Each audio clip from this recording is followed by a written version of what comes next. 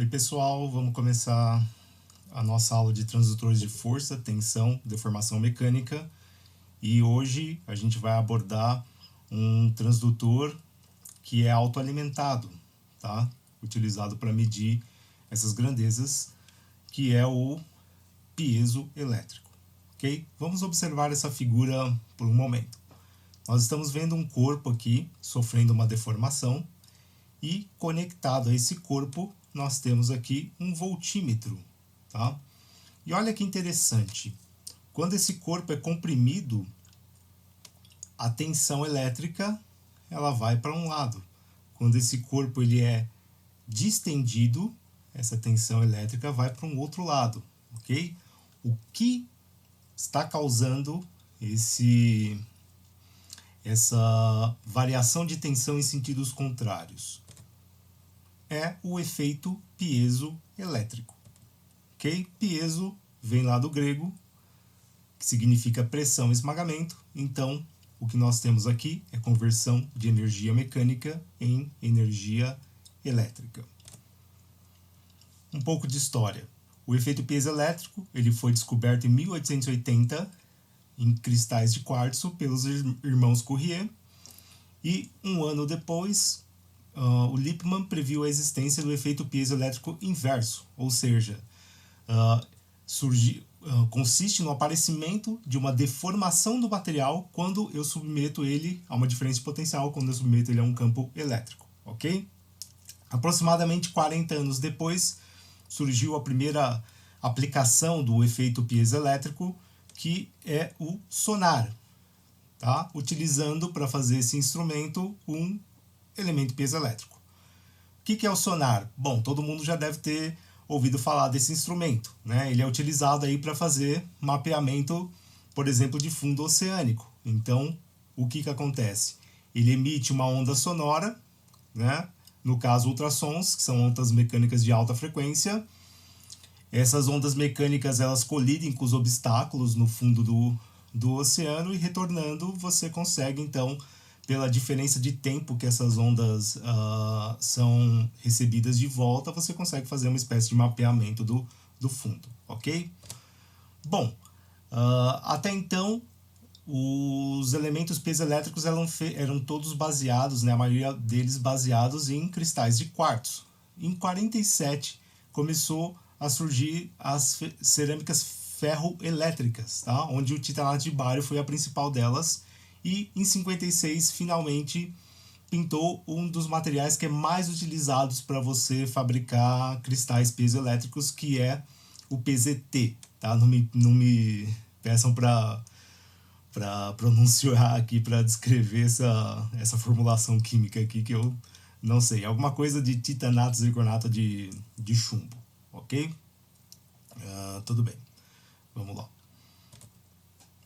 Vamos entender como é que um material piezoelétrico ele converte a tensão mecânica em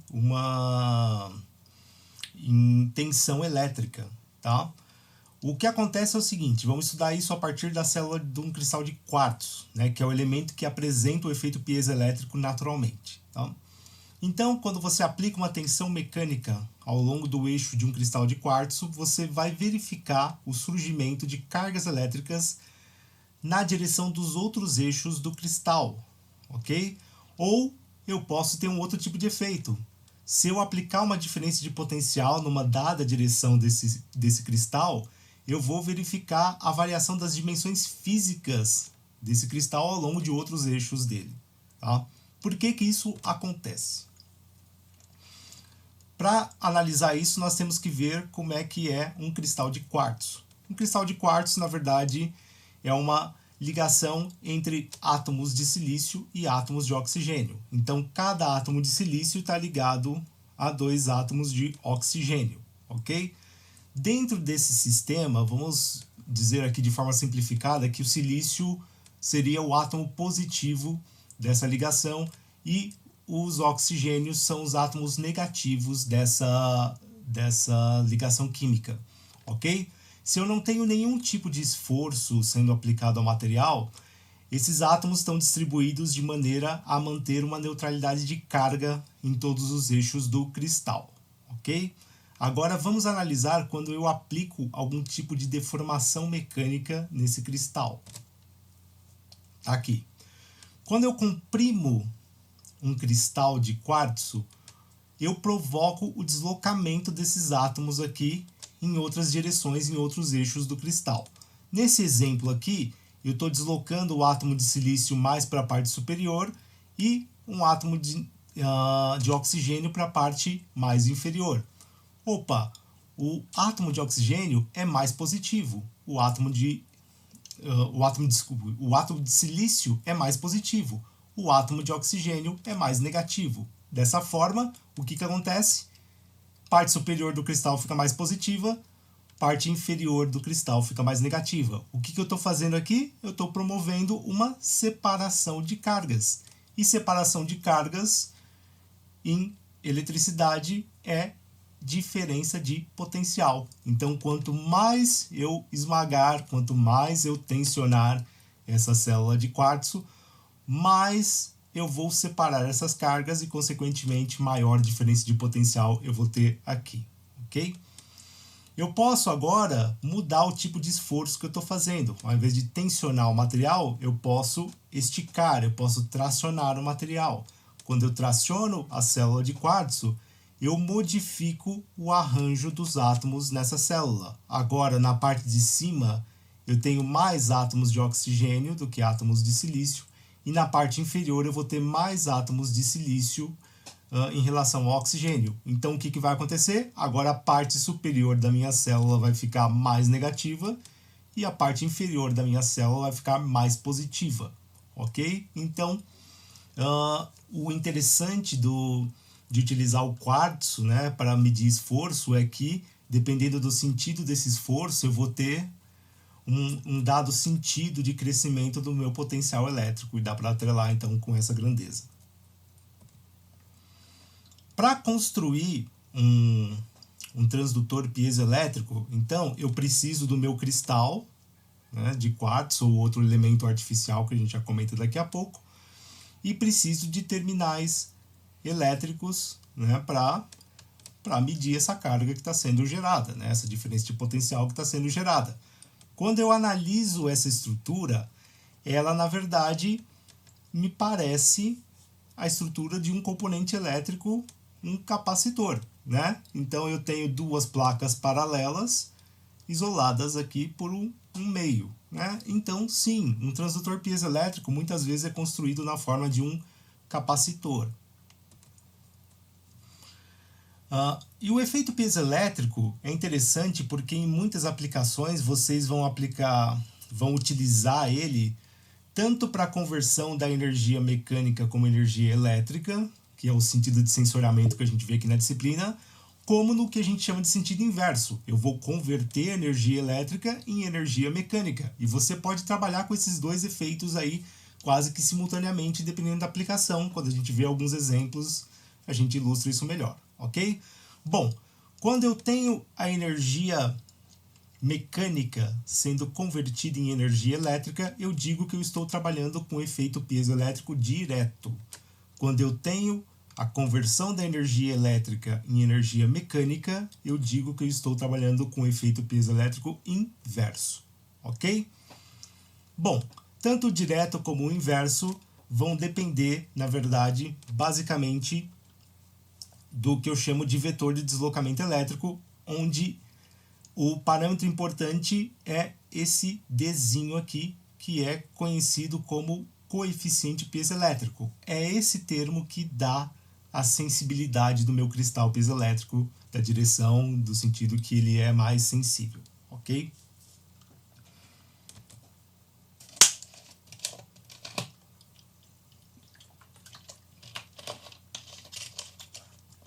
Bom, como é que eu mensuro a carga que é gerada pelo cristal piezoelétrico?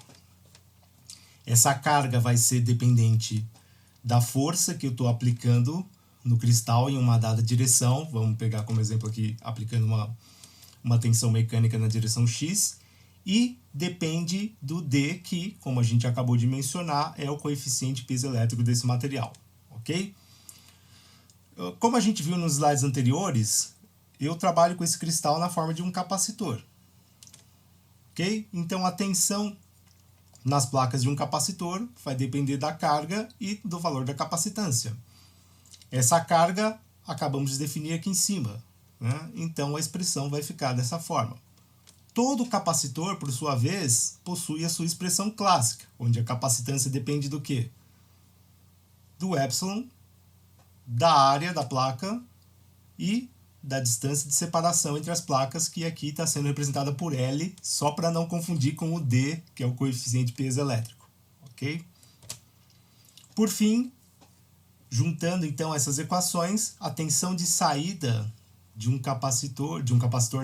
cristal piezoelétrico vai depender de algumas características construtivas desse capacitor, né? Então, basicamente da espessura do seu cristal piezoelétrico, que é representado pelo D aqui, da área das placas desse capacitor, permissividade, do coeficiente piezoelétrico desse material e da força que é aplicada, ok? Bom, quando a gente está falando do quartzo, existe uma dificuldade de você fabricar elementos com ele. Por quê? Porque as características que você vai ter de geração de carga ou de frequência de operação quando você está fazendo o efeito piezoelétrico inverso, elas dependem do ângulo que você corta esse cristal. Então todo mundo já deve ter ouvido falar aí em relógio de quartzo. O que era um relógio de quartzo? Literalmente era utilizado um cristal de quartzo, né? Esse quartzo cortado aqui em um determinado ângulo, para quê? Para fazer o clock do relógio, né? Então esse cristal oscilava numa determinada frequência, utilizado lá para aplicação no relógio. Era muito complexo, é muito complexo, às vezes, você cortar esse cristal e ter um ângulo bem definido para obter as características elétricas desejáveis. Então, o que os fabricantes fizeram, né, foi utilizar materiais sintéticos para tentar obter o mesmo efeito, ok? Então, aquele PZT que a gente mencionou alguns slides anteriores, ele é um material sintético que possui propriedades piezoelétricas. Para possuir propriedades piezoelétricas, o material ele deve possuir o que a gente chama de dipolo elétrico, ou seja, ele tem que ter a capacidade de separar cargas em suas extremidades, ok? Então, por métodos de fabricação sintéticos, algum recozimento do material, enfim, fabricantes conseguem já deixar esse material com dipolos que, à medida que eu aplico um campo elétrico ou eu aplico um esforço mecânico, esses dipolos se arranjam e você obtém, então, a diferença de potencial do material. Vamos falar um pouco agora das aplicações, tá? Então, quando eu quero medir força, um encapsulamento clássico é esse que a gente está vendo aqui, tá? Então, eu tenho o meu elemento piezoelétrico, que está acoplado lá com eletrodos, e eu tenho alguma estrutura para fazer a força mecânica, tá? A eficiência desse efeito ela não é tão elevada, então não imagina que você vai pressionar ele e vai gerar lá algumas dezenas de volts. Não, a carga que é gerada é muito baixa, então é quase que obrigatório você trabalhar com alguma amplificação desse sinal, e para isso eles utilizam um amplificador de carga, que é o que a gente já vê daqui a pouco também, tá? Então aqui tem um exemplo desse sensorzinho de força. Então ele tem uma estrutura mecânica para pressionar o cristal e aqui dentro já tem o circuito do amplificador de carga para você depois conectar aí na sua aplicação.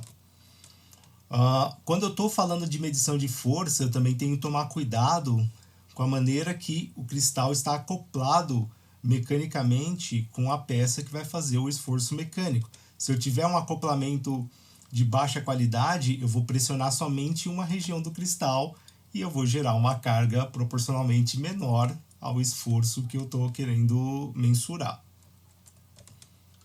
Algumas características importantes desse tipo de elemento, eles são bastante lineares, ok? Você consegue medir uma boa faixa de força mecânica, as frequências de operação, mas a característica principal aqui é que um elemento piezoelétrico ele é bom para efetuar medidas dinâmicas de força.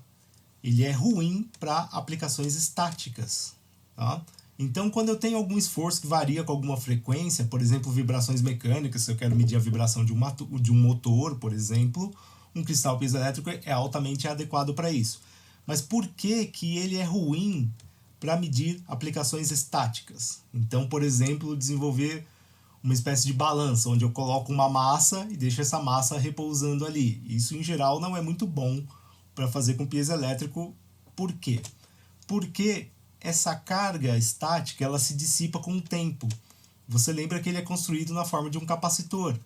Então, toda essa carga gerada a partir de uma dada constante de tempo vai acabar se dissipando. Ou seja, os átomos na estrutura eles tendem a se rearranjar com uma dada constante de tempo e a carga que é gerada acaba cessando, ok? Por isso ele é ruim para aplicações estáticas. Como ele é um capacitor, ele possui, na verdade, um modelo elétrico que é equivalente ao de um cristal. Então, esse modelo, na verdade, é um circuito RLC em paralelo com um capacitor CM, ok? Esse modelo elétrico dele pode apresentar duas frequências de ressonância série ou a paralela. Eu tenho a série, se a impedância é baixa, e aí nesse caso ela vai tender a esse resistor, ok? E isso acontece quando as reatâncias desse ramo RLC são iguais, ou a paralela, quando eu tenho uma frequência mais elevada e a reatância desse ramo aqui vai ser exatamente igual a do capacitor CM que está aqui em paralelo. Então está aqui, eu tenho duas frequências de ressonância nesse tipo de sensor, né? Eu tenho que, dependendo da aplicação, saber exatamente que ponto que eu estou para adotar um modelo elétrico adequado e trabalhar com ele. Bom, vamos para algumas aplicações. Então, por exemplo, eu posso desenvolver uma espécie de teclado utilizando um cristal piezoelétrico, né? Mas você fala, meu dedo vai pressionar isso daqui com uma força constante. Não, o dedo sempre tem variações, né, de força ali, de esforço. E essas variações você pode utilizar para detectar, então, esse esforço e converter ele num sinal elétrico. Sensor de detonação. Esse aqui é bem interessante e tem praticamente em todos os automóveis, né? É uma das peças aí que são utilizadas pela injeção eletrônica para verificar, né, para verificar se o motor está funcionando corretamente. Bom, todo mundo sabe, ou a maioria daqui sabe, como é que funciona o motor a combustão, né? Eu tenho um pistão, né? E eu tenho válvulas.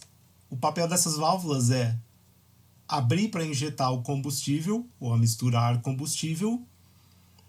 O pistão sobe, e aí eu tenho aqui um elemento que é a vela, onde eu tenho uma descarga elétrica que causa uma explosão controlada nessa câmara, empurrando o pistão para baixo, então convertendo essa explosão aqui no movimento mecânico. E depois eu tenho uma válvula de exaustão para retirar os gases que foram oriundos dessa explosão. Ok, esse sistema tem que funcionar totalmente sincronizado, né? Se ele perde o sincronismo, o que acontece? Esse pistão pode subir no momento errado e acabar acertando uma dessas válvulas, né? E aí, popularmente, eles dizem que o motor está batendo pino, né? Porque começam vibrações estranhas nesse elemento.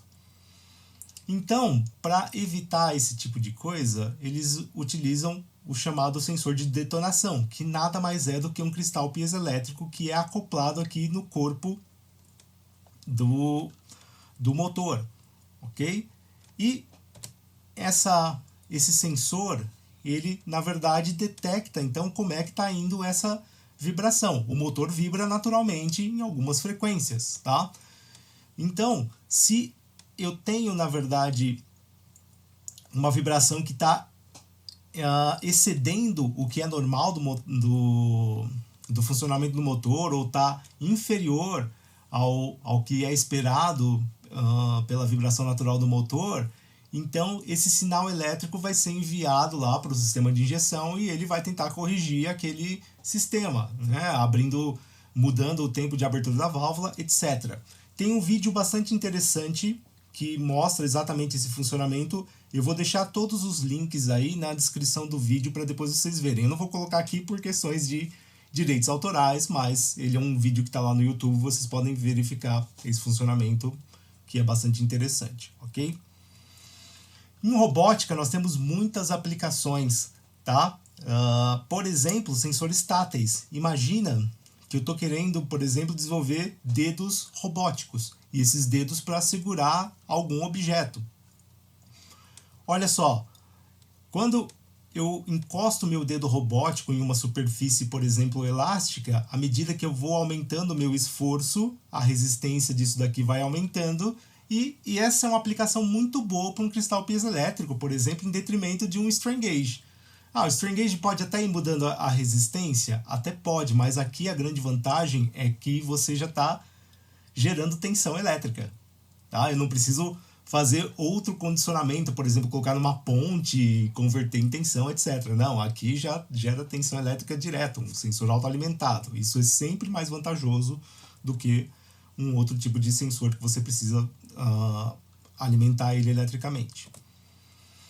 Sensor ultrassônico. Essa aqui, pessoal, na verdade, era a aplicação do experimento que vocês fariam na aula de hoje, tá? Que era lá o experimento 4. Era exatamente o que a gente tem aqui, tá?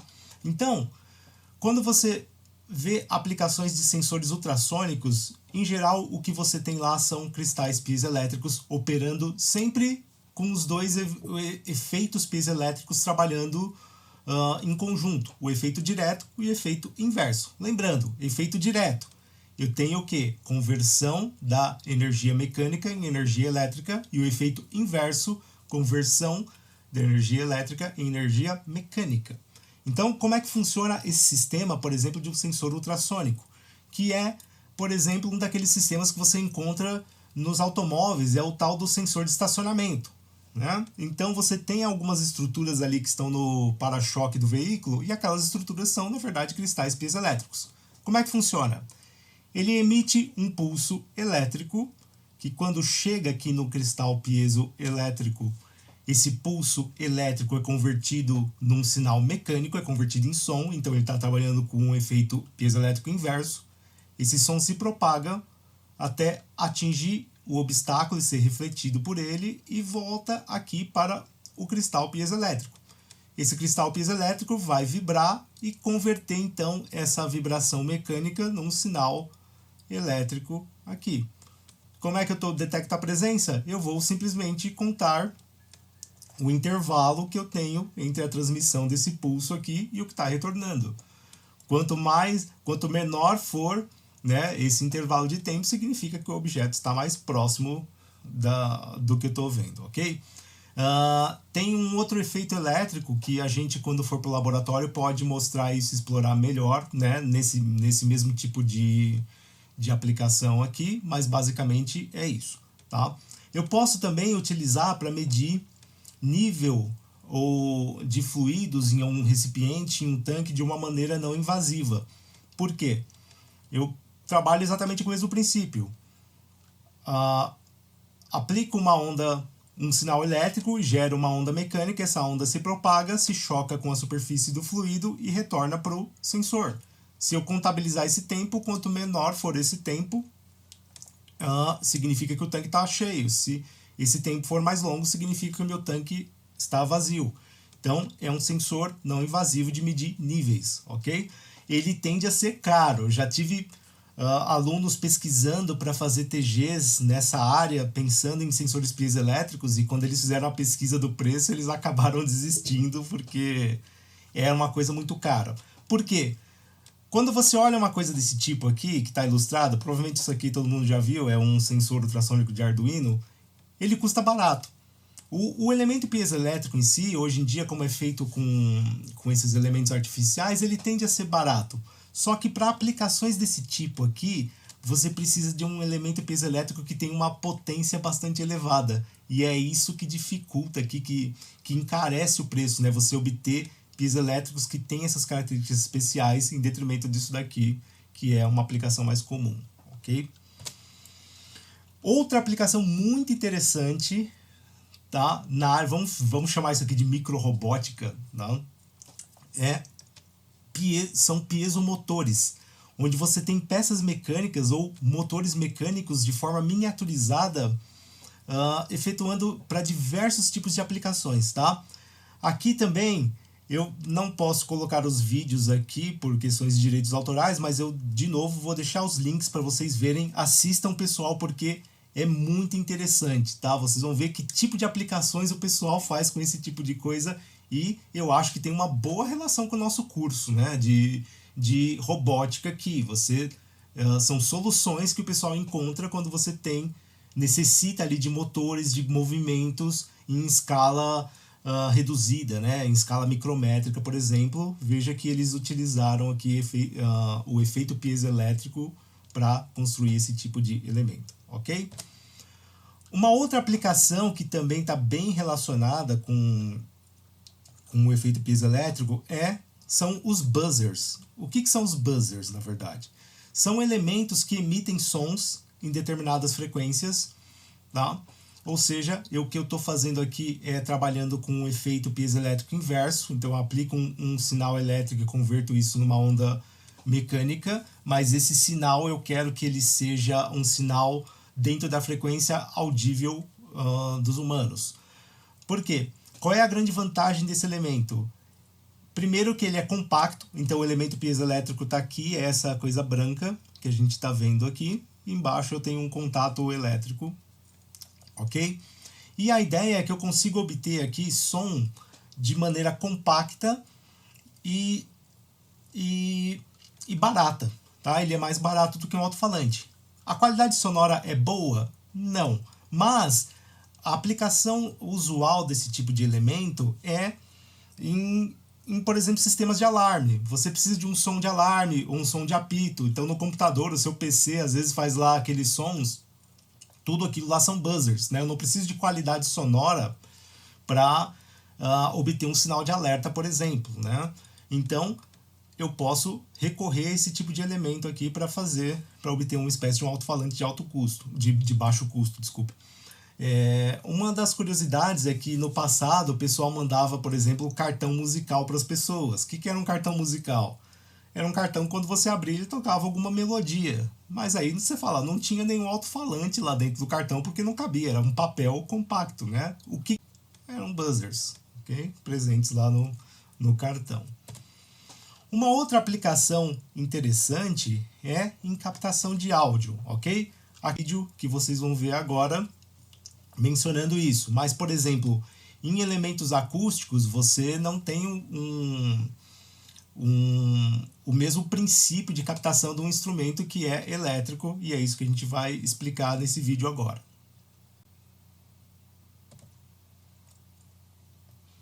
Bom, pessoal, para ir finalizando, então, tem os exercícios para vocês fazerem. E vocês lembram lá que em dado momento da aula, eu também mencionei que quando você tem um elemento piezoelétrico, o pessoal geralmente acopla eles num amplificador de carga. Então, o amplificador de carga é esse circuito que a gente está vendo aqui. Então, o meu sensor está conectado aqui, o cristal piezoelétrico. Aqui de dado valor, a tensão de saída desse amplificador vai ser a carga que é gerada pelo sensor sobre o valor desse capacitor que eu estou colocando aqui, ok? Então, esse aqui é mais um dos amplificadores para ser colocado na lista lá de condicionamento que a gente viu aqui no curso, ok? Bom, espero que vocês tenham gostado da aula. As dúvidas, deixem por favor lá nos comentários do vídeo, ok? E obrigado pela atenção. Oi pessoal, então vamos demonstrar aqui algumas aplicações também, uma aplicação interessante de efeito piezoelétrico que é na área de áudio, né? Quais são as diferenças, por exemplo, de você captar o som de um instrumento elétrico, uma guitarra elétrica, comparada com um som de um instrumento acústico, que é um violão, tá? Vamos ver qual é a principal diferença. Bom, na guitarra, o que é responsável pela captação do som, a conversão do som num sinal elétrico, né, para depois posteriormente ser amplificado, é o que a gente chama de captador, que são essas pecinhas aqui. Essa peça nada mais é do que um ímã, né? Com uma bobina enrolada em torno desse ímã, e a corda da guitarra ela é feita de um material ferromagnético. A gente pode demonstrar aqui, ó. Vou colocar um ímã de geladeira. Pode ver que ele fica preso aqui na corda da guitarra, porque ela é um material ferromagnético. Ou seja, ela vai causar uma perturbação do campo magnético aqui, né, que vai ser captada por esse ímã, por essa bobina, e aí pela lei de Faraday, isso vai ser convertido num sinal elétrico para ser amplificado. O problema do violão, aqui eu estou testando um violão que é o famoso corda de aço, né, não é bem... poderia ser um violão de nylon, por exemplo, tá? Mas a ideia aqui é a seguinte: essa corda do violão ela não é feita de um material ferromagnético. Então, se você coloca ela na guitarra, ela provavelmente não vai funcionar. A gente pode demonstrar que não é um material ferromagnético. Ó, colocando o mesmo ímã aqui, ó, percebe que ele cai. Ou seja, não dá para utilizar um captador de guitarra para captar o som desse violão. Se fosse uma corda de nylon, então nem se fala, né? Como é que nós fazemos então para captar o som de um instrumento acústico? Ele vai utilizar um cristal piezoelétrico. Então, abaixo dessa pecinha branca aqui, nós temos o cristal piezoelétrico. Então, quando a corda vibra, a vibração desse corpo é convertida em sinal elétrico pela vibração do cristal piezoelétrico na mesma frequência da nota que está sendo tocada aqui. Ok? Então existem N aplicações de áudio que você pode utilizar o seu efeito piezoelétrico, tá? Captação de instrumentos acústicos, alguns tipos de microfone e assim por diante, ok?